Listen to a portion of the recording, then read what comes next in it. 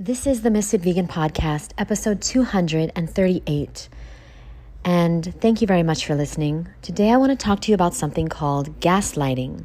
Now, I had never ever heard of this term until my best friend Awa, follow her, Awa World Art, on all the platforms, including Apple Music and Spotify. And she put me onto this a few years ago. And then every once in a while, she reminds me of this because I have been gaslit, is that the term? My entire life. I didn't know it. And this is where confusion and low self-esteem and low confidence and low self-belief comes from. We are being gaslit, not only from our parents, our friends, our family, our significant others, but also society. So let me read to you the definition and let's talk about it, because she recently reminded me this as well about it. And I didn't know that I was still dealing with gaslighting. Gaslighting is a form of psychological manipulation in which the abuser attempts to sow self-doubt and confusion. Okay, sorry, it just shut off. I don't know why. See, you know what? Babylon don't want me to talk about this. I don't know why my phone just the internet went away, or not the internet, Safari just closed. Okay.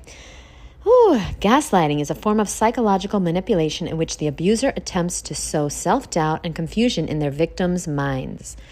Typically, gaslighters are seeking to gain power and control over the other person by distorting reality and forcing them to question their own judgment and intuition. And the crazy thing is, guys, a lot of people are gaslighting people and they don't even know it, because we live in a very narcissistic society, and gaslighting is one of the traits of narcissism. So you have to understand, there can be people in your life that love you. They will die for you. They'll do anything for you, and they're gaslighting you. They don't even know they're gaslighting you. If you know something is wrong, if you feel in your soul, in your heart of hearts, in your bones, that something is wrong, and you tell someone, whether it's about them or about someone else, and they call you crazy, or they say that's not true, or they try to make you, if they try to make you doubt yourself, or they make you feel confused, or they make you feel like you're wrong, or they make you feel like you should have done something differently, or you should apologize, or you should stay at that job even though your boss is making sexual advances to you and it feels very wrong, but they try to tell you that that's just how men are. Okay? Whatever it is, this is a form of gaslighting. And here's how you tell if somebody's gaslighting you, okay? This is really, really serious. It's not fair, and it is not commonly talked about in society. Number 1, lying about or denying something and refusing to admit the lie even when you show them proof. All right? There's proof, but they're still denying it. They're still making excuses for the person. That's gaslighting, and I didn't know this till Awa told me. And I think Awa, I'm pretty sure she got it from Teal Swan. And it's not because people are bad or stupid. It's just because we are living in a very sick and twisted society. But you've got to understand that you're not crazy. Your feelings are valid. And you're not wrong for feeling certain things. You're not wrong. Number 2, insisting that an event or behavior you witnessed never happened and that you're remembering it wrong. Or there's a reason for it. And you should recognize that people are not perfect, and here's the reason. And just like constantly making excuses for every reason why you're wrong, or why you're confused, or why you're blowing this out of proportion. Number 3, spreading rumors and gossip about you, or telling you that other people are gossiping about you. That's another form of that's a sign of being gaslit, okay? So if any of your people in your life, family, coworkers, relatives, friends are doing these things to you. Number 4, changing the subject or refusing to listen when confronted about a lie or other gaslighting behaviors. Number 5, telling you that you're overreacting when you call them out. Number 6, blame shifting in relationships, saying that if you acted differently, they wouldn't have treated you like this, so it's really your fault. If you had just given them an opportunity to explain themselves, then this would have never happened. The miscommunication was on your end. And, you're the reason why I couldn't do this. That's gaslighting, guys. I didn't know. I've been people in my life, my family and friends, and my ex-boyfriend, and so many people have been gaslighting me, and I never knew it was a term. Number 7, trying to smooth things over with loving words or gifts, that don't match their actions. Trying to smooth things over with words or gifts that don't match their actions. Number 8, twisting a story to minimize their abusive behavior. Number 9, minimizing their hurtful behaviors or words by saying something like, it was just a joke, or you're way too sensitive, or I didn't know that you would take offense to that. That is gaslighting. That is not okay. It's not okay to invalidate your feelings. And number 10, separating you from friends and family who might recognize your gaslighting abuse symptoms.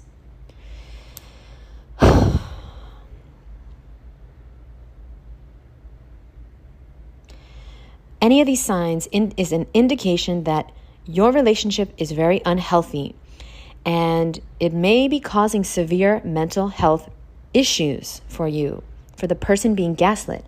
I know that I have gone through severe health issues, mental health issues, all right, from being gaslit many times in the past.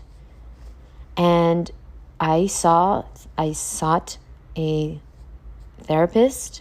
I went to a narcissistic abuse therapist. I went to a trauma counselor. I went through many different healings and different modalities, and I sought out different professionals to help me. And so I'm trying to help you understand that you're not crazy. If it doesn't feel right, it's not right. And even if everyone in your entire family doesn't believe you, or all your coworkers think that you're crazy and you're the one making a big deal out of this, it's not you. You're not crazy. You're not bad or stupid. The way you feel makes it proof that it is happening. You understand me? And a lot of us don't think that we're worthy and good enough, and we don't have any right to stand up for ourselves. You have a right to stand up for yourself. And I don't care if it was a joke that other people thought was funny. I don't care if it was the smallest little boundary that you set for yourself. And if the other person doesn't acknowledge and respect that, then they are not good for you. They are toxic. They need to work on themselves, and they need to earn the right back into your life. Don't let toxic people ruin your life. Here's how they do it. They ruin your self-esteem. They ruin your confidence, and then you waste your potential. You waste and squander your potential. And so, I know this has nothing to do with food, but health is a holistic wheel of many, many things. And having toxic people in your life can cause toxic dis-ease in your body. You're not going to be able to outwork, so work out or outwork or out-eat a toxic person in your life. You can't get healthy if you're surrounded by toxicity. And if you, somebody gonna get butt hurt. If you are a toxic person and you're trying to eat healthy, good luck, my boo. Because I know so many people, even raw vegans. I knew a raw vegan. He probably listening to this still. I knew a raw vegan, although I don't even think he's raw vegan. He was just like lying. But when he was hanging out with me for a few years, he was eating raw vegan. And he was eating perfect diet, no processed foods. Like, we hung out 24/7, so I'm pretty sure he was raw. Anyway, long story short is that he's suffering. He's suffering. And he's suffering inside. And he most likely will suffer not just mental issues, spiritual issues, emotional issues, but physical issues too. Physical issues, even though he's eating a perfect diet. Because why? When you do shitty things to other people, it always comes back to you. When you do shitty things on purpose to other people, to get back at them, or like because you're angry with them, or because you don't like them, or you're jealous of them, or you think they did you wrong, instead of talking to them about it, you do mean things, you say mean things to them, or you're nasty, or you sabotage them, it always comes back to you. Always. Just like any money you make in a sleazy way leaves your life so quick, okay? Why do you think, I hate to do this because I know they're hurting, but why do you think women that are prostitutes, they have to stay prostitutes, even though they can make like $10,000 a week? You can make so much money, but it goes so fast because it goes to drugs and alcohol and shopping, and it goes faster than it comes in because the way they're making that money is so toxic and so abusive to themselves and so degrading and so unhealthy that they cannot even enjoy the money. See, you'll never get to enjoy the money you make if you don't enjoy the way you're making it. I just thought of that, Tessa. So don't tell me that I stole that quote from somebody, okay? You'll never enjoy the money you make if you don't enjoy the way you make it. So please start today on your little passion project. Okay, I started in 2017 writing a book called Energy for Life. Now it's a course. I don't really recommend this course. I recommend, because it's like 1,000 pages. There's so much. It was all over the place, you know. And it's a great course. It's everything I learned since 2011 being raw. But I personally recommend, if you're going to take a course from me, do the How to Be a Healthy Raw Vegan course. It's way better, way easier. You can read it, or you can just listen to me. You listen. It's 6 different audios and lots of bonuses and stuff. But yeah, the How to Be a Healthy Raw Vegan is a much better course than Unlimited Energy for Life. But it started with a little tiny pamphlet I was going to write, and then it turned into a book, and then it turned into a course, and then it turned into me getting to do this for a full-time living. But it took a while. It took until now, really. I mean, I haven't worked for anyone since the year 2000. So technically, if you want to say that, it took 3 years. It took me 3 full years of working for someone else and working hard after work, like working all night on my YouTube channel, on my books, on my courses, okay? And it took 3 years.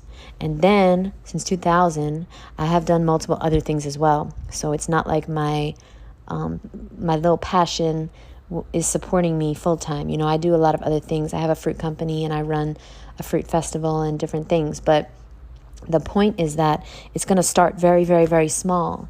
And then, but you love it. But you love sharing, and you love making, if you love what you do, then you're going to do it forever, whether you get paid for it or not. And then when you can finally get paid to do it, it's going to feel like the biggest blessing in the world. And then, you're going to be like me, where you can't put your phone down and you love to just create all day long, and you don't go out, you don't meet people, you don't have a life, because all you do is create. So let me get off here. Let me go outside, because I've been working hard all day. I need to get outside and to get some fresh air. And I love you guys so much. Thanks for listening. And don't forget, you are most likely there's gaslighting in your life. If you're feeling confused, if you're feeling crazy, if you're feeling like, you know, like you're not sure if this is if you're overreacting. No, if somebody's making you feel confused, they're gaslighting you. Your friends should not make you feel confused. And how do I know this? Because Awa is one of my only friends that she's one of the people that knows about this, and she never makes me feel confused. If I feel something, I feel it. That's it.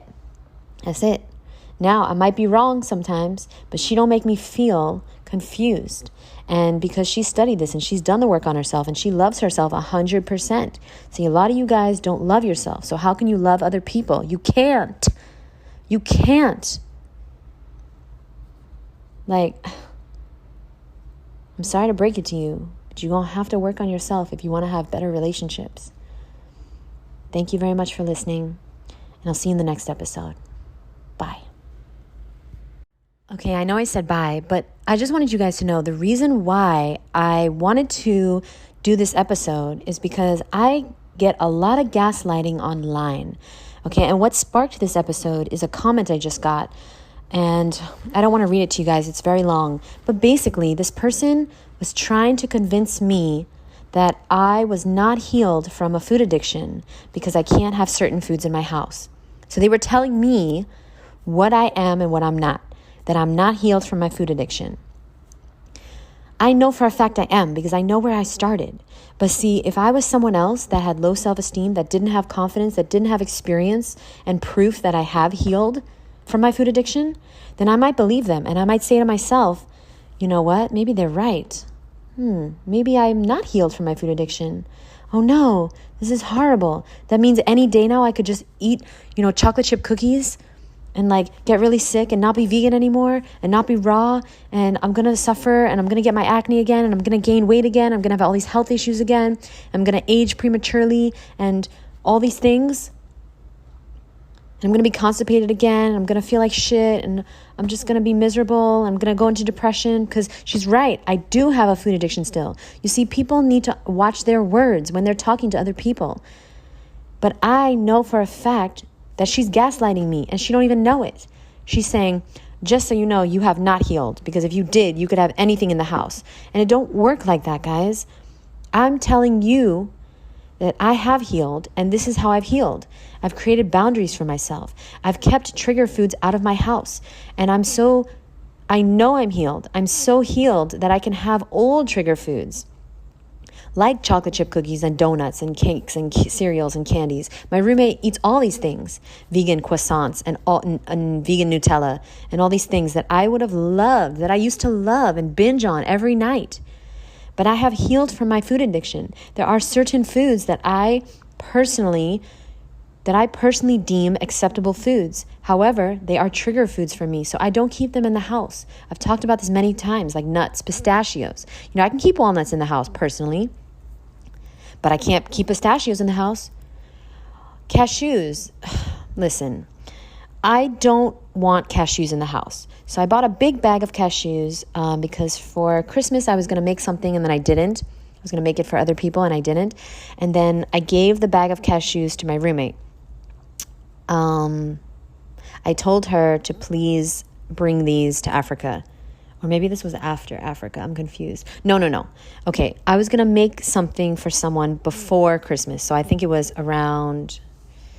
before, I guess it was for Thanksgiving or something. Anyway, long story short is she was going to Africa and I gave her the cashews and I said, take these to Africa and eat them. Well, she didn't. She left them in the house, but she left them in her room. And then when she came back, I was in her room, we were hanging out, and I saw the cashews, and I was so mad at her. I was like, why didn't you bring these to Africa? You're trying to sabotage me. I have a food addiction. I'm going to eat these. Why? And then I was like, oh, wait a minute. They were in the house the whole time. I just didn't know it. So now I think they're still in the house, but I don't know where they are. I think they're in her closet, maybe. I don't know. But either way, she's a good roommate. She's my best friend. And so she's working with me. So she took the cashews and she hid them or put them somewhere. Same thing with raw vegan chocolate. I personally don't want it in the house because if I see it, I'm going to want it. It's a trigger food for me. So if I don't see it, I don't want it. If I eat enough fruit and vegetables, if I feel satisfied, I eat when I'm hungry, I stop when I'm full, I don't need to eat more. But if I just see the chocolate on the table, if I see the cashews on the table, I'm going to eat them. So I know that I've healed from my food addiction, but I also know that my addiction is in the parking lot doing push-ups. And that's an expression that addicts use. And it is so true because you can absolutely relapse if you don't set boundaries for yourself and you don't allow your friends and family to help you. And how do you allow them to help you? You ask for help. You ask for help. You ask them to take food that you don't want in the house, or you ask them to hide their favorite food. So it's out of sight, out of mind. Out of sight, out of mind. And if they're making fun of you, if they're not helping you, if they're gaslighting you and making you feel like you're not good enough, like you're silly, like you shouldn't have these problems, like you shouldn't feel so out of control around certain foods, you should be normal, there's something wrong with you, that's gaslighting. And it's not because they don't love you. It's because they were suffering from gaslighting. And that's all they've known. And they're judging you because they were judged. They're judging themselves. They don't know how to talk to you properly because you've never taught them how to talk to you properly. See, we get in life what we tolerate. We get in life what we tolerate.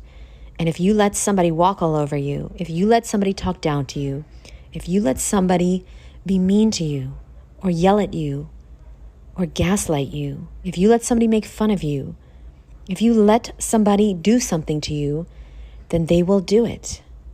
Even good people, you have to set your boundaries, even with good people. So please understand, it's not their fault.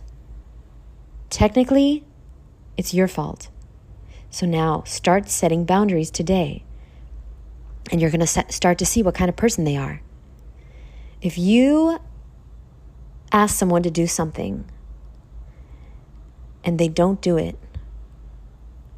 and they don't do it again, and they don't do it again, and they're doing this on purpose, then they don't respect you or your boundaries. That person is not a caring person. They don't love you. They don't care about you. And you shouldn't allow them to stay in your life. And that's how it works. Your cutoff game has to be strong. And the problem is, a lot of y'all are desperate for love and friends. You're desperate because you don't love yourself. You don't know who you are. You don't know your worth. And so you're allowing toxic people that are unworthy of your love and time and affection and attention to be in your life and use you and treat you like a doormat and make fun of you and talk down to you and gaslight you. You can't be afraid to stand up for yourself. If you want to heal, if you want to get healthy, a part of it is setting your boundaries and standing up for yourself. No, you don't drink alcohol anymore. Please don't offer me alcohol. I'm trying to stop drinking. It's for my health. And I appreciate if you don't offer me that anymore. And they might slip up once in a while because, listen, I mean, I've experienced good people slipping up, but then they say sorry. And then they try their very best to remember. Okay? Slipping up and then them apologizing is not the same as somebody that is crossing your boundaries, disrespecting you, and then they don't apologize and they don't recognize what they did or that they made a mistake. Okay? Please understand this. There's a difference now, okay? People are not going to be perfect, but you're going to teach them how to treat you. You don't want somebody disrespecting you? Stop disrespecting yourself. If you're letting somebody in your life disrespect you, it's because you're disrespecting yourself by letting them stay in your life. And we all think, I posted this on Instagram yesterday, we all think that if we love someone so much and we give to them and we give years of our life to them, we give our body to them, we have kids for them, we buy a car for them, we let them live with us rent free, we buy gifts and shoes and clothing for them, they're going to love us. They're going to treat us the way that we want to be treated, the way that we need to be treated. They're going to be there for us. They're going to love us. They are going to worship us and honor us and talk to us nicely the way they used to. No, they're not. No, they're not. A person that is mean and condescending and nasty and selfish, the more love you give them when they're mean to you, the more they disrespect you and don't want to be with you. Everybody wants to be with someone that respects themselves and loves themselves more than you love them. You got to love yourself more than you love someone else if you want to have a good relationship. You give and give and give and give to the wrong person, they're going to take and take and take and take, and they're going to now look at you like you're a fool. They don't respect you. They don't love you. In fact, You look so stupid to them because they're disrespecting you. You look like you look desperate. You look pathetic. Get your shit together, my boo, and start loving yourself. And don't let anyone, starting today, don't let anyone disrespect you or talk down to you or gaslight you ever again. Thank you for listening. I'll see you in the next episode. Bye.